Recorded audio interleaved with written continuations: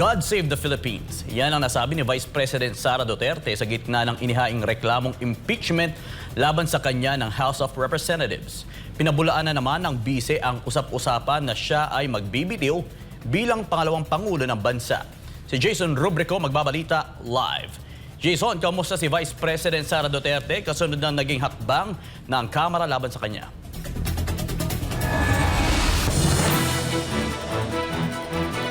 Franco, nakangiting nakahumarap si Vice President Sara Duterte sa media kanina at nagawa pa ngang magbiro ng pangalawang Pangulo at kanyang sinabi na mas masakit pa na iwanan ng kasintahan kaysa ang ma-impeach.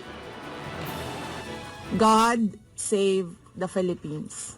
Yan ang ipinanalangin ni Vice President Sara Duterte para sa Pilipinas sa gitna ng impeachment na inihain laban sa kanya ng House of Representatives. Sa kabila nga yan, aniya ng mga nauna niyang pahayag ukol sa impeachment sa mga nakaraang buwan. Sabi ng bise, matagal na nilang pinaghahandaan ito mula nang palutangin ni convicted Franz Castro ang isyong ito noong Nobyembre ng 2023. So November of 2023, there were already lawyers doing their work for the impeachment. So we leave it to the lawyers. Sabi ni VP Sara, maraming abogado ang nagpahayag ng kanilang kahandaang maging defense lawyer. Isa na rito ang kanyang ama na si dating Pangulong Rodrigo Duterte. Nang tanungin kung handa ba niyang tanggapin si dating Pangulong Duterte bilang kanyang lead counsel, ito ang kanyang tugon. Maybe if he wants to, he can be part of the defense team. But because of his age and because of rigorous preparations in an impeachment case, baka sabihin ko sa kanya na wag na lang siyang mag-lead dahil medyo may edad na si former President Rodrigo Duterte. Aabot sa 7 articles of impeachment ang inendorso ng 215 miyembro ng Kamara sa Senado kamakailan. Isa sa mga nilalaman ng articles of impeachment ay ang pagbabanta umano ni VP Sara laban kay Pangulong Ferdinand Marcos Jr. Pero mariing itinanggi ng bise ang nasabing akusasyon. I did not make an assassination threat to the President. Sila lang nagsasabi niyan. Sila lang nagsasabi may assassination. Sila nagsasabi may assassin, may gunman. Next, PGDB. Not say that. Sa mga lumagdang kongresista, 43 ay nagmula sa mga congressional district ng Mindanao, kabilang na si Congressman John Tracy Cagas ng Davao del Sur. Ano naman kaya ang pakiramdam ng bise tungkol dito? Do I feel betrayed? Actually, ma'am, wala akong feelings. Kung napapansin nyo, wala naman kasi talaga akong barkada na politiko. I don't join their circles. Biro pa ng bise lalo na ngayong Valentine's Day. Mas masakit pa ang maiwanan ng boyfriend o girlfriend kesa ma-impeach ka ng House of Representatives.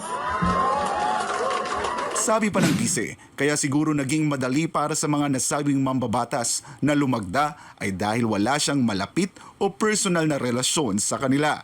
Sa tingin naman ni VP Sara, hindi kailangang magpaliwanag ang mga kongresista kung bakit sila pumirma, lalo na kung naniniwala silang wala naman silang ginawang mali. If you have to explain or defend your signature in a yes petition for impeachment, then you feel that you have done something wrong.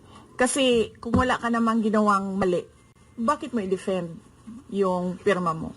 Sa nagdaang mga araw, ilang mambabatas ang nagpaliwanag sa publiko kung bakit nila sinuportahan ang impeachment complaint laban sa bise. Yan ay matapos silang binatikos ng kanilang mga nasasakupang sumusuporta sa pangalawang Pangulo. Sabi naman ng bise na hindi siya dadalo sa mga pagdinig kaugnay sa impeachment complaint. Hindi na.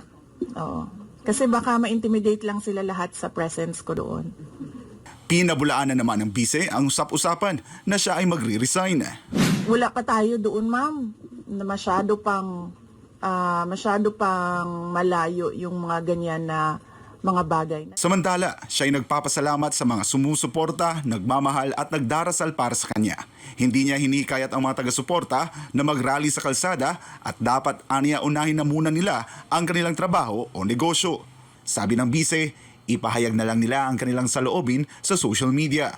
Kung gusto talaga nilang magsalita at tumulong, doon na lang sila sa social media kung saan nakakatrabaho pa rin sila. Pero nagagawa nila kung ano yung nararamdaman nila na gusto nilang gawin. At yun ay magsalita at marinig sila ng taong bayan at ng mundo. Tiniyak naman ni VP Sara na patuloy siyang magtatrabaho sa kabila ng inihaing impeachment complaint laban sa kanya. Aniya, tuloy ang mga programa at proyekto ng Office of the Vice President para sa 2025 maliban na lang sa kanilang medical and burial assistance program na hindi binigyan ng pondo.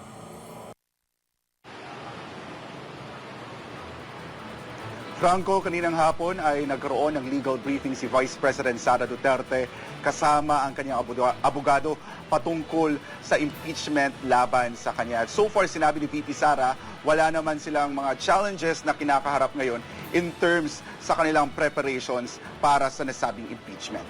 Para sa Diyos at sa Pilipinas kumahal, balik si Franco.